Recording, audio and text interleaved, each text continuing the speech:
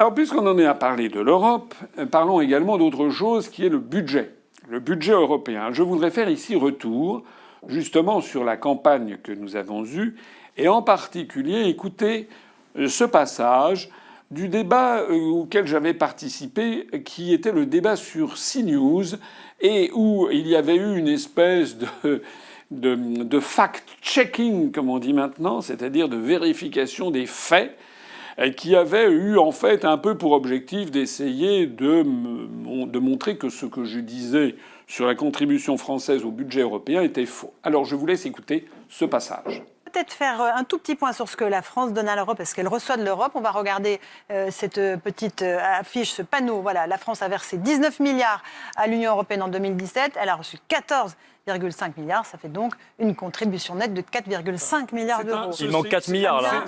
On donne plus que ça. Alors, comme vous venez de le voir, le CNews avait présenté devant les téléspectateurs un chiffrage qui consistait à dire que en 2017, la France avait versé à l'Union européenne 19 milliards d'euros et que l'Union européenne lui en avait restitué 14 milliards et demi. Donc finalement la France avait versé 4,5 milliards d'euros à l'Union européenne.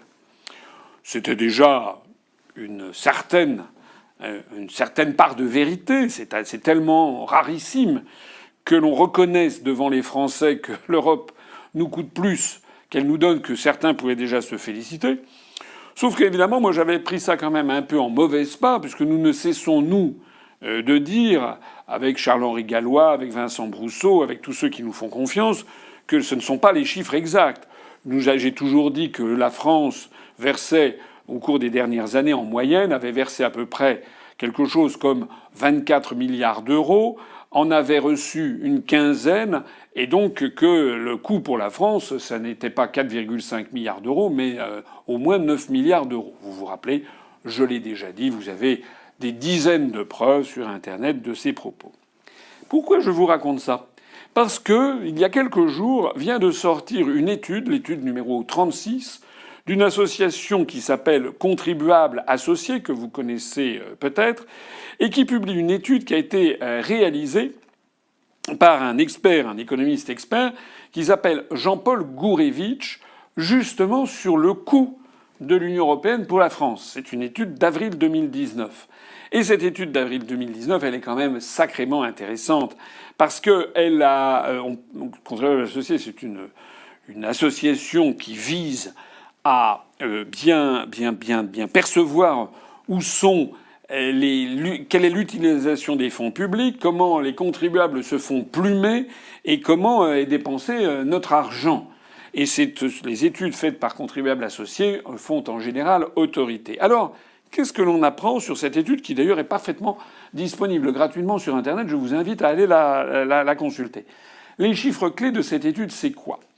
C'est premièrement, selon Contribuables Associés et Jean-Paul Gourevitch, la France a versé pour l'Europe en 2017 la somme de exactement 23,93 milliards d'euros. C'est-à-dire, nous on disait 24, c'est nous qui avions raison. Cette étude fait remarquer que ça représente, au passage, 6,27% des dépenses de l'État. Ça n'est pas rien.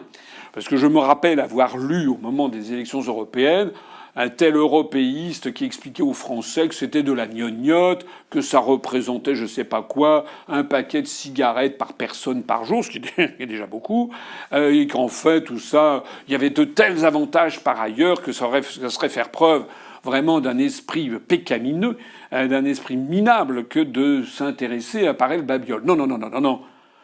24 milliards d'euros, 6,27% des dépenses de l'État, c'est quand même pas mal, c'est déjà un gros morceau. Et ce qui est intéressant dans l'étude de Contribuables Associés et de M. Gourevitch, c'est cette étude signale qu'en contrepartie, l'Union européenne a versé à la France 13,51 milliards d'euros, et donc pas 15 comme nous le disions. Donc l'étude de Contribuables Associés est plus sévère que nous. Alors je ne sais pas exactement comment ils ont fait leurs calculs, mais ils sont allés certainement à la loupe. Et ils ont conclu que La France n'a récupéré, moi je disais les 2/3. En fait, non, la France n'a récupéré que 56,45% de sa contribution, c'est-à-dire moins que ce que nous pensions, nous. La balance des recettes et des dépenses se traduit donc, selon contribuables associés, par un déficit global de 10,42 milliards d'euros et non pas, comme moi je l'avais annoncé, de 9 milliards d'euros. C'est-à-dire que la réalité, telle qu'analysée par contribuables associés, est en fait pire que celle que nous annoncions. Et là, cette étude, par ailleurs, précise que 10,42 milliards d'euros, ça représente 155 euros par habitant, ce qui effectivement n'est pas rien, que ça représente en moyenne 275 euros par foyer fiscal, et l'étude de contribuables associés enfonce le clou en ayant fait un calcul tout à fait intéressant qui montre que ça représente cette dépense annuelle que nous faisons à l'Union européenne sans retour, c'est ce que nous laissons une fois qu'on a payé et reçu les fonds européens, ça représente 632 euros par foyer fiscal payant l'impôt sur le revenu.